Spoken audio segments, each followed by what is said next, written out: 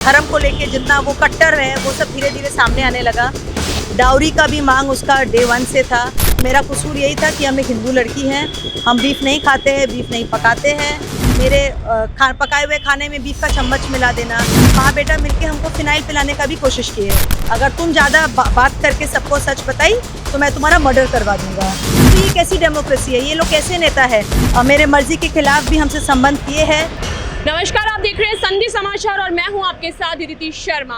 आज हमारे साथ एक ऐसी महिला मौजूद हैं जिनकी दास्तां सुन आपकी रूह कांप जाएगी। भारत की बड़ी राजनीतिक पार्टी जो कि महिला सुरक्षा और न्याय की बात करती है, उसी के एक रसूखदार नेता की पत्नी पे गंभीर आरोप लगे उस नेता पे कि उन्होंने अपनी पत्नी के साथ क्रूरता की है और उस क्रूरता की सारी हदें पार कर दी है। तो आज हमारे साथ पीड़िता है, हम उनसे उस सच्चाई को जानेंगे, आखिर सच्चाई क्या है। जी मैम। जी, मैं प्रियांजलि न्योगी हूँ, अली इमरान रम्ज़ विक्टर की वाइफ। मैं कोलकाता से हूँ और मेरी मुलाकात इमरान से 2009 में हुई थी और फिर 2010 में हमारी शादी हुई थी। 9 फरवरी 2010 को हमारी स्पेशल मैरिज एक्ट के तहत शादी हुई थी और शादी के 4 महीने बाद मैंने कंसीव किया था। तो तब उन्होंने बोला कि ये शादी मेरे इलाका में मैं नहीं बता सकता हूँ क्योंकि तुम एक हिंदू लड़की हो, तो तुमको निकाह करना होगा, वरना तुम अपने रास्ते जाओ, मैं अपने रास्ते जाऊंगा। तो घर वालों के खिलाफ, सबके खिलाफ जाके मैंने शादी की थी। तो मेरे पास ऑप्शन था नहीं, प्लस मैं प्रेग्नेंट भी थी, तो मजबूरन मुझे निकाह करना पड़ा। 10 अगस्त 2010 को हम लोग ने निकाह किया था। लेकिन निकाह के 10 दिन के अंदर ही इसी बात को लेके जब हमें झगड़ा हुई कि पहले वो बहुत लिबरल था, पहले बोला था कि तुम अपने धर्म पालना, मैं अपना करूँगा। उसके बाद ये फोर्स्ड कन्वर्जन क्यों, यही लेके जब हमें तू मैं हुई तो उन्होंने मुझे बुरी तरह मारा और पेट में भी मारा था, जिससे ब्लीडिंग होके मेरा मिसकैरेज हो गया।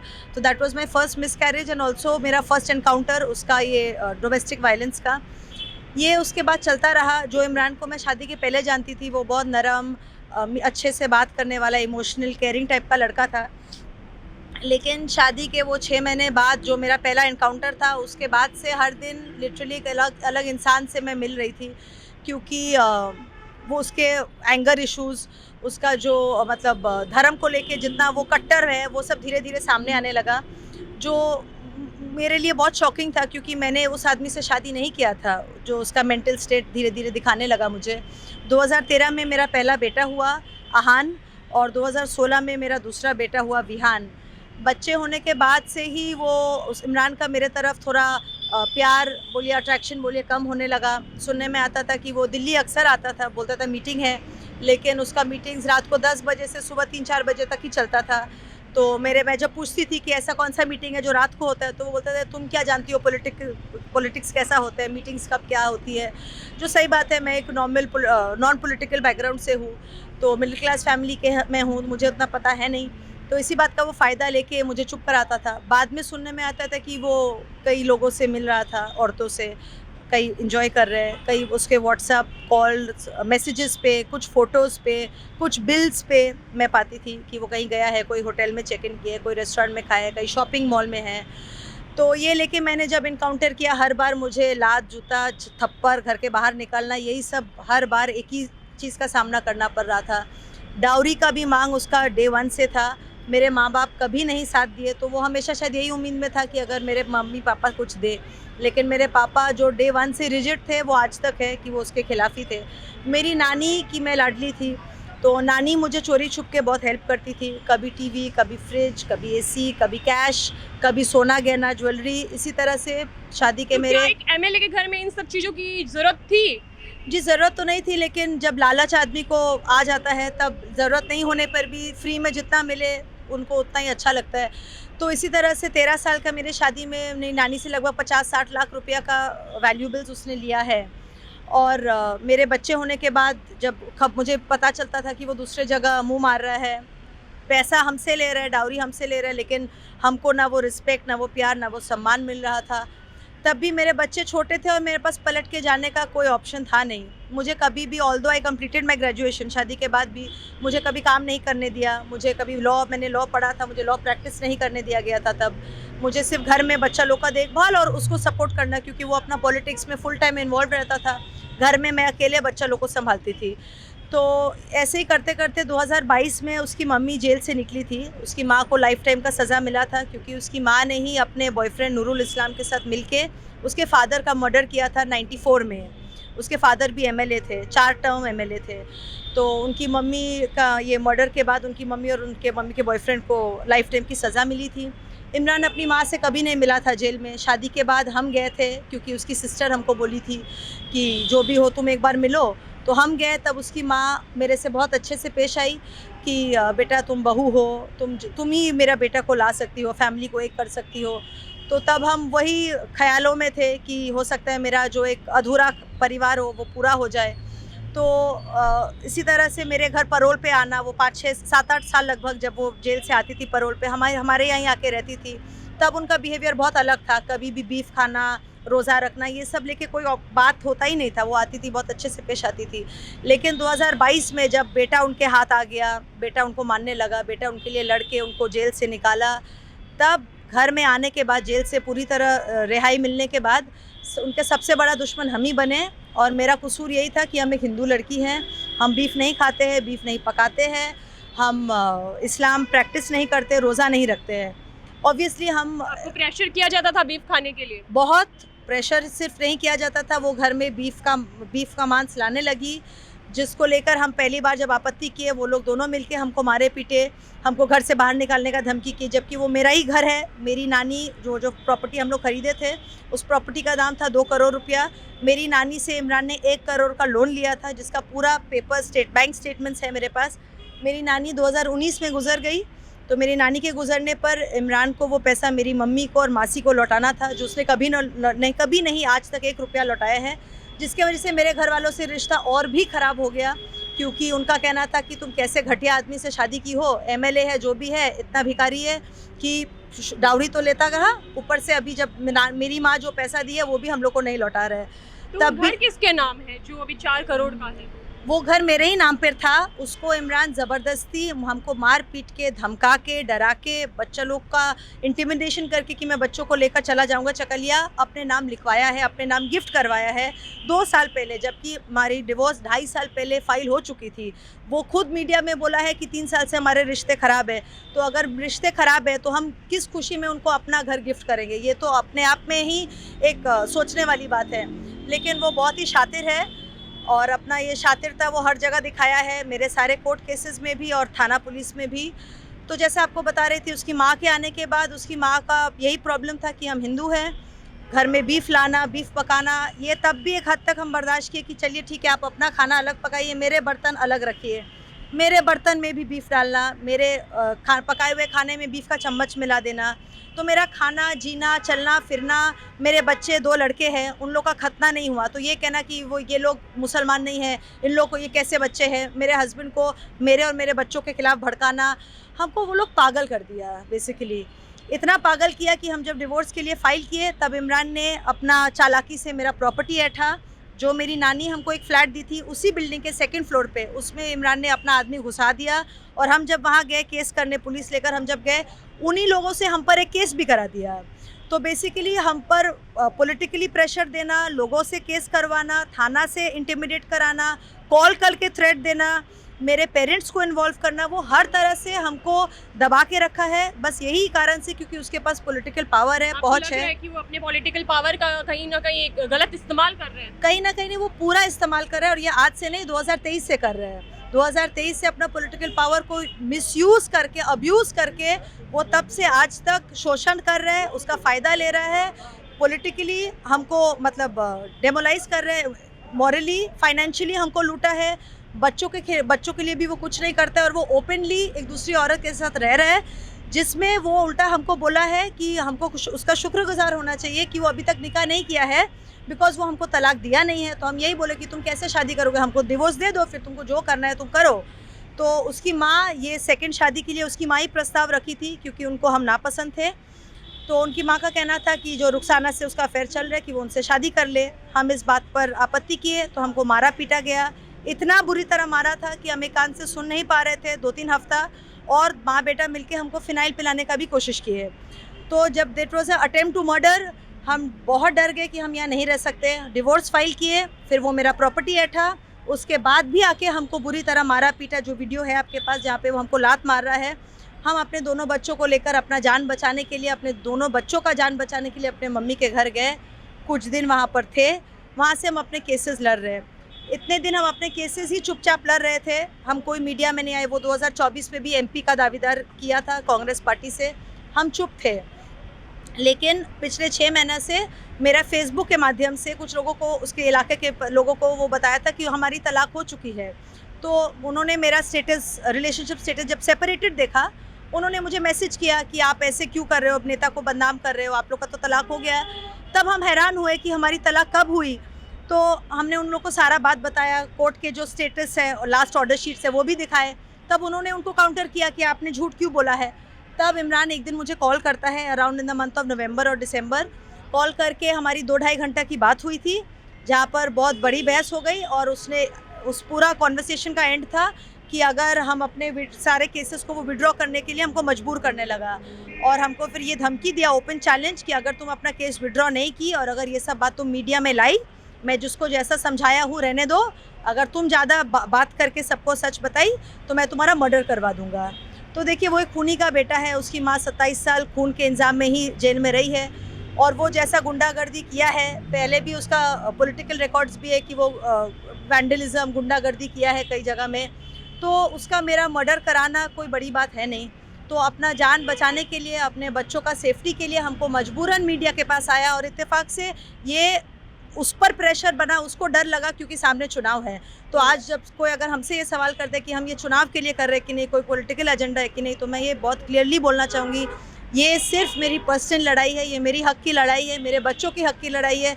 इसमें कोई भी पॉलिटिकल एंगल नहीं है। हम सिर्फ कांग्रेस पार्टी से, कलकत्ता में भी हम पीसीसी भवन में गए थे, ये जो लेटर है हम शुभंकर सरकार को दिए हैं। शुभंकर सरकार से हम 2 बार कलकत्ता में मिले। उनको मेरा यही रिक्वेस्ट था कि इमरान को सस्पेंड किया जाए, ताकि मेरी जो केस है वो अनबायसली ट्रीट हो और जो सही हो, इंसाफ उसी तरह से मिले। तो आपको कहीं ना कहीं जान का खतरा है, तो आपने कभी पुलिस में इस चीज़ को कंप्लेंट करना चाहा, या फिर कभी पुलिस ने आपकी एफआईआर लिखने से मना किया? जी, मैंने पुलिस में भी कंप्लेन किया है। इमरान ने एक बार मुझे धमकी दिया था कि मेरे मुंह पे एसिड फेंकेगा, इसका भी मैंने रिटन कंप्लेन दिया है, लेकिन उस पर कोई एफआईआर नहीं हुई। 6 महीना चक्कर काटने के बाद जनवरी 2024 में एक 498 का एफआईआर उन्होंने किया था थाना से, और वो भी एक 1 लाइन में कि mother in law and husband have assaulted her. और 18 दिन में उसका चार्जशीट भी हो गई, कोई जांच पड़ताल कुछ नहीं हुई है। इसमें तब भी हम चुपचाप चल ही रहे थे। कोर्ट का चक्कर काट के चप्पल घिस गया, 2.5 साल हो गया, ना मेंटेनेंस है, ना तलाक मिला है, ना मेरा प्रॉपर्टी रिकवर हुआ है, कुछ भी नहीं। लेकिन वो जो हम पर अभी दबाव करे कि हम अपने जो लीगल है, जो मेरा फंडामेंटल राइट है कि हम अपने केसेस थ्रू कोर्ट हम लड़े, उसको भी अब हमसे वो छीनना चाह रहे हैं। ही इज़ फोर्सिंग मी कि हम अपने केसेस विड्रॉ करें, वरना वो मर्डर करा देगा। तो ये कैसी डेमोक्रेसी है? ये लोग कैसे नेता है? वो कांग्रेस पार्टी में है, जो नेशनल पार्टी है। उन्होंने कभी पार्टी के बड़े नेताओं जैसे राहुल गांधी या प्रियंका गांधी का नाम लेके कुछ डराने धमकाने की कोशिश की है? हाँ, मुझे क्लियरली बोला है कि मेरा पूरा ऊपर तक पहुंच है। उनका इमरान प्रतापगढ़ी से बहुत अच्छा मतलब रिलेशनशिप भी है। तो बड़े बड़े नेताओं से उन्होंने मुझे ओपनली थ्रेट किया है कि देखो, तुम तो देखियो मेरा किससे उठना बैठना है, तो तुमको गायब करना मेरा चुटकी का काम है। तो तुम अपने आप को ज़्यादा मत समझो और मीडिया में जहाँ भी जा रही हो ये सब बंद करो। मुझे थ्रेट कॉल भी आया है after doing the press conference, जिसका प्लस रिकॉर्डिंग भी है, और वहाँ भी बोला है कि क्या बात है, बहुत मीडिया में जा रही हो।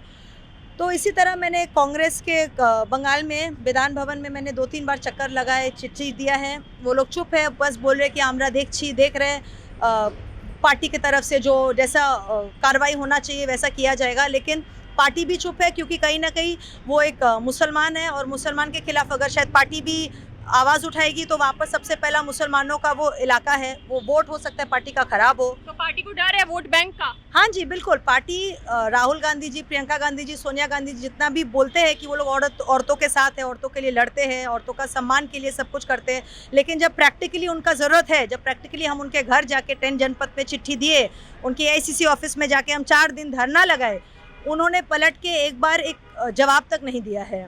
तो ये सब खाली बातें शायद वो लोग मीडिया में करते हैं, लोगों को करते हैं। प्रियंका गांधी नारा देती है लड़की हूँ लड़ सकती हूँ, तो इसमें कहीं ना कहीं साबित होता है कि एक महिला का सम्मान, महिला की सुरक्षा की लड़ाई के लिए। तो आपको लगा कि एक जो नारा है वो अब धरातल पे नहीं दिख रहा? बिल्कुल भी नहीं, हम बहुत उम्मीद लेकर इसीलिए हम दिल्ली आए, वरना हम कलकत्ता के पार्टी ऑफिस में ही हम रहते, वहीं पर हम घूमते। लेकिन हम इतना उम्मीद लेकर आए थे कि 2 महिला है, बड़े बड़े जो लीडर्स हैं यहाँ पे, सोनिया गांधी जी, प्रियंका गांधी जी, महिला है, उन लोग को पता होगा कि एक माँ, एक औरत का क्या प्रॉब्लम होता है, क्या तकलीफ होता है। लेकिन इसके बावजूद उनसे मुझे अभी तक कोई किसी भी तरह का कोई रिस्पॉन्स नहीं मिला है। और मैं आज भी उन लोग के टन जनपद में भी मैंने जो लेटर दिया है, तो वो यही है कि इमरान को सस्पेंड किया जाए, उसको पार्टी से निकाला जाए, जैसे फॉरवर्ड ब्लॉक ने भी उसको निकाला था 2021 में, क्योंकि वो ना कि पार्टी के खिलाफ भी काफ़ी सारे काम करते हैं, बल्कि पार्टी का पद का मिसयूज़ करके, पार्टी का पद का अब्यूज़ करके वो दूसरे लोगों को, अपने फैमिली को सबसे ज़्यादा एक्सप्लॉइट कर रहे हैं। दूसरे को भी किया है, पैसा का भी कई सारा घोटाला उन्होंने किया है, बट वो खैर पॉलिटिकल बात है। अगर उनकी पार्टी को आपत्ति नहीं है बदनामी से, तो वो उनका पॉलिटिकल बात है।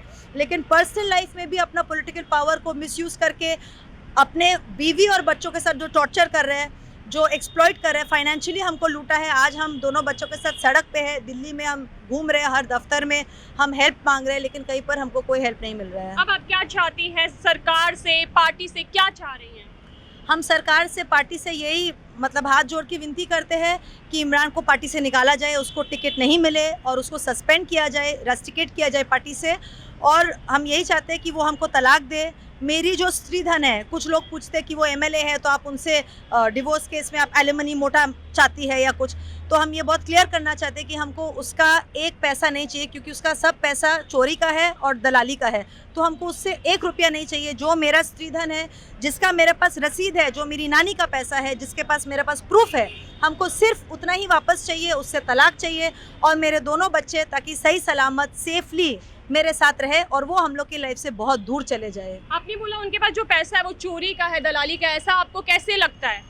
जी देखिए, आप देखिएगा मेरा जो वीडियो है उसमें एक मनी काउंटिंग मशीन भी है घर में, तो वहाँ पर गोरू का स्मगलिंग होता है। जिस इलाका का वो विधायक है, वहाँ पर और भी कई तरह के काम होते हैं जिसमें वो इन्वॉल्व है। लेकिन जो हम अपने कान से सुने हैं, जिसके बारे में हमको पता है, वो है गोरू स्मगलिंग का काम, जिसमें बहुत मोटी रकम आती है, कैश में पैसा का ट्रांजैक्शन होता है। और इसमें क्योंकि ये लोग वही सब काम में इन्वॉल्व होते हैं, इन लोग को मतलब गोरू हो या क्या हो उससे कोई मतलब है नहीं, तो वो जिससे पैसा मिले बेसिकली, तो हर चीज़ से वो कट मनी तो लेता ही है। प्लस ये गोरू स्मगलिंग का काम में वो इन्वॉल्व है और उसी के लिए वो मनी काउंटिंग मशीन भी रखा था। That was one of the reasons. और भी वो इलीगल काम में वहाँ पे शामिल है, कुछ लैंड का स्कैम में वहाँ शामिल है। सिलीगुड़ी में वो 15 करोड़ रुपये का एक लैंड स्कैम किया है, किशनगंज में एक लैंड स्कैम किया है। तो इस तरह की कई सारी चीज़ें हैं।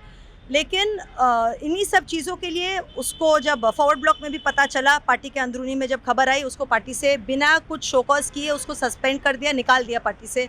फिर उसको मजबूरन कांग्रेस में आना पड़ा। लेकिन अभी तक कांग्रेस पार्टी भी क्यों चुप है, ये नहीं समझ में आ रहा है। जबकि वहाँ पे उसके इलाका के ही कुछ कांग्रेस के लॉबी ने उनके खिलाफ जाके, कांग्रेस के ही लॉबी ने प्रेस कॉन्फ्रेंस किया है, लोगों को बताया है कि मीडिया को बताया है कि वो MP इलेक्शन में भी 1,75,000 रुपया उन्होंने एक स्कैनर बनाया था। तो 1,75,000 लोगों ने उनको उस स्कैनर के माध्यम से पैसा दिया था इलेक्शन लड़ने के लिए। उन्होंने प्लीज़ हेल्प मी का बैनर लगा के MP इलेक्शन में लोगों, आम जनता से पैसा लिया था। तो अगर 1,75,000 लोगों ने उसको 100 रुपया करके भी दिए होंगे, तो आज के डेट में उनके पास 1,75,00,000 है। उस पैसा का कोई हिसाब नहीं है। कांग्रेस पार्टी ने उन्हें 2-2.5 करोड़ रुपया दी थी MP इलेक्शन लड़ने के लिए। उस पैसे को बैनर, पोस्टर, पार्टी के कर्मियों के बीच में डिवाइड करने का बात था।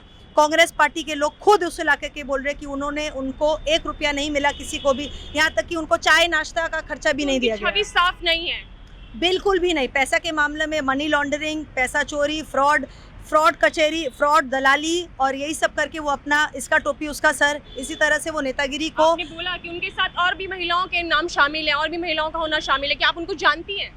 देखिए, मैं पर्सनली उनको नहीं जानती हूँ, क्योंकि वो कई बार दिल्ली आते थे, बोलते थे पार्टी का मीटिंग है, और उनके मीटिंग रात के 10 बजे से सुबह के 2-3 बजे तक ही चलते थे। हम जब ये लेके पूछते थे कि सारा दिन मीटिंग क्यों नहीं करते हो, रात में क्यों, तो हमको बोलता था कि तुम पॉलिटिक्स क्या समझती हो, तुम एक मिडिल क्लास फैमिली से हो, हम लोग पॉलिटिशियन है, हम लोग ये सब रात को ही होता है। बाद में हम देखते थे कि कोई मूवी के टिकट, कोई डिनर का बिल, कहीं पर कोई होटल का चेक इन, व्हाट्सएप पे मैसेजेस, तब पता चलता था कि वो मीटिंग क्या हो रहा था। और इन पे उनकी क्या प्रतिक्रिया रहती थी जब आप उनसे पूछती थी? तो मार पीट, लात घुसा, घर के बाहर फेंक देना, एक बार गर्म कॉफी का कप हम पर फेंकना, गाली गलौज, धमकाना। ये अपने परिवारजन से नहीं कहा? उनकी माता जो आप बोल रही हैं, जब वो आ गई थी रिहा होके, तब उनसे नहीं कहा आपने? जी, वो तो उल्टा उनकी साइड लेती थी और जब मैंने शुरू में जब कहा भी था तो वो कहती थी सही तो कर रहे हैं, तुमको क्यों रखेगा, तुम हमारी धर्म की नहीं हो, तुम्हारे बच्चे तो तुम अपने बच्चों का मुसलमानी नहीं की हो, तुम हमारी धर्म की नहीं हो, ना तुम हमारे हो ना ये बच्चे तुम्हारे हैं, तुम लोग यहाँ रह रहे हो, यही बहुत बड़ी गनीमत है। जबकि वो मेरी नानी का दिया हुआ घर में वो लोग रह रहे थे, लेकिन अपने ही घर में हमको नौकर की तरह ट्रीट किया जाता था। जी, एक देश की सेवा करने वाले राजनीतिक नेता के ऊपर एक धर्म का इस तरह से बोलना कि तुम मेरे धर्म के नहीं हो, क्या सही है? बिल्कुल भी नहीं, क्योंकि विक्टर पब्लिकली जब मंच पे जाता है, जब भाषण देता है, वो ऐसे लोगों को दिखाते हैं कि उससे बड़ा लिबरल, उससे बड़ा लिबरल और डेमोक्रेटिक इंसान कोई है ही नहीं। लेकिन इंटरनली वो कितना बड़ा कट्टर है। इंटरनली वो हमको कहते हैं, जब हम लोग का निकाह हुआ, हम जब झगड़ा किए कि तुम क्यों मेरा फोर्स करवाए, जबरन निकाह के भी आरोप लगे हैं। हाँ जी, जब वो हमको जबरन निकाह करवाया था और हमने जब झगड़ा किया कि तुम ये क्यों करवाए, तुम तो पहले बोले थे कि हम लोग अपना अपना धर्म का पालन करेंगे। ऐसा नहीं कि हम इस्लाम के खिलाफ है या हम उसका सम्मान नहीं करते। हर धर्म अपने आप में बहुत खूबसूरत है, लेकिन उसका ये मतलब नहीं कि हम हर धर्म को अपनाएंगे, वो पॉसिबल नहीं है। तो उन्होंने तब मुझे ये कहा था कि अरे पागल, तुमको क्या पता है, मैं जो तुमको एक हिंदू से इस्लाम में लाया हूँ, तो मुझे जन्नत मिलेगा। तो हम उनके लिए जन्नत का एक टिकट बन गए और हम उनके लिए उनका एक मतलब अच्छा पुण्य काम का हम हिस्सेदार बने। तो हमने ये कहा भी कि ये कैसा जन्नत का टिकट का बात कर रहे हो तुम, दिस मेक्स नो सेंस कि तुम किसी और को ज़बरन उसका धर्म छुड़वा के उसको अपना धर्म प्रैक्टिस नहीं करने देना, उसको ज़बरदस्ती बीफ खिलाने का कोशिश करके तुम अपने धर्म में लाओगे और बोलोगे कि मुझे जन्नत का टिकट मिलेगा, ये तो पूरा गलत कर रहे हो। तो कहता है ये सब तुम नहीं समझोगी, जब समझ में आएगा तुमको, अगर इस चीज़ को जानोगी अच्छे से तब तुम समझोगी। तो खैर उस बीच में हम ना ही उसको और मतलब आगे बढ़ावा एक दिए। पत्नी होने के नाते आपने कहीं ना कहीं कोशिश की होगी कि रिश्ता संभल जाए। आपको ऐसा कब लगा कि अब पानी सिर से ऊपर उठ चुका है? वही 2022 में उसकी माँ जब आई और जब घर में धर्म को लेकर इतना ज़्यादा बढ़ावा होने लगा और जब एक दूसरी औरत को मेरे घर में लाके लिटरली मतलब उसका शादी के पहले ही उसको अब मेरे घर में रखना, उसके साथ इतना ओपनली उसको प्रमोट करना, और मेरी मदर इन लॉ मेरे जीते हुए, मेरे 2 बच्चे हैं, मेरे शादी के 12 साल हो चुके थे, कहते कि तुम दूसरा निकाह कर लो। तब तो ये वही मेरे लिए तो सब कुछ उसी दिन ख़त्म हो गया कि मेरे सामने मेरे हस्बैंड किसी और के साथ ओपनली अपने माँ के सामने भी उस औरत को ला रहे, उसके साथ घूम रहे और उसको उसकी माँ एक्सेप्ट कर रही है और कह रही है कि हाँ बेटा तुम शादी कर लो। तो ये मेरे लिए मेरा दुनिया, मेरा सब कुछ उसी दिन ख़त्म हो गया था। अब आपको क्या लगता है कि अब क्या होगा? देखिए, हम बहुत कोशिश कर रहे हैं, आज मेरी कोशिश का लगभग 1.5 महीना हो रहा है। इतना तो हम समझ गए कि नेता लोग, चाहे वो कोई भी हो, बड़े नेता हो छोटे नेता हो, उससे बड़ा बातें मंच पे बोलते हैं। प्रैक्टिकली जब उन लोग के पास आप हेल्प के लिए जाओ, जब उन लोग के पास आप सही मुद्दा लेकर जाओ विद एविडेंस, ऐसा नहीं है कि मैं कोई ख्याली पुलाव बना के उनके पास आ रही हूँ। मेरे पास हर चीज़ में जो एलिगेशन लगा रही हूँ, हर चीज़ का मेरे पास प्रूफ है। मेरे पास 2 वोटर ID है, आप लोग जैसे देख सकते हैं। एक है प्रियांजलि न्योगी के नाम से और एक है ज़ारा इमरान अली के नाम से। तो एक इंसान के पास 2 वोटर ID कैसे हो सकता है? मेरे पास हर चीज़ की प्रूफ है। उसके बावजूद कांग्रेस पार्टी अपना कान बंद करके रखा है। कांग्रेस पार्टी देख के भी अनदेखा कर रहे हैं। कांग्रेस पार्टी के ऑफिस में हम गए, AACC 24 अकबर नंबर रोड पे, वहाँ मीर साहब से हम मिले भी। वो हमको बोले कि तुम दूसरे दिन आओ, हम मिलेंगे। हम जब दूसरे दिन गए अपने दोनों बच्चों को लेकर, उनके PA ने कहा कि वो तो निकल गए, दिल्ली छोड़ के जा चुके हैं। तो पार्टी को सब कुछ पता है, लेकिन पार्टी जानबूझ के चुप है। उसका 2 कारण है जो हमको लगता है। सबसे पहला कि कांग्रेस काफ़ी कमज़ोर है बंगाल में, तो अपना पकड़ बनाने की कोशिश कर रही है। और दूसरा कि क्योंकि इमरान माइनॉरिटी से है, अगर यही इमरान के जगह रोहित या राहुल होता तो हो सकता है पार्टी उसको हटा के किसी और को बैठा देता, लेकिन उसके खिलाफ जाने का मतलब है माइनॉरिटी के खिलाफ, और माइनॉरिटी को लेके ही शायद कांग्रेस पार्टी राजनीति कर रही है बंगाल में। तो अपना सीट, अपना जान बचाने के लिए उन्हें कोई परवाह नहीं है कि पार्टी के बैनर के अंडर में वो एक रेपिस्ट को, एक मर्डरर को, एक ऐसा डेंजरस आदमी को, किसी को भी पनाह दे दे एज लॉन्ग एज उन्हें सीट से मतलब आपने रेपिस्ट बोला? जी, वो कई बार मुझे सेक्सुअली भी मेरे मर्जी के खिलाफ भी हमसे संबंध किए हैं। कोई भी औरत जब उसको पता चले कि उसके हस्बैंड किसी और औरतों के साथ है, तो उसके बाद उसे संबंध बनाने में ना वो मेंटली वो चाहेगी, ना ही जिस्मानिक तौर पे जाएगी।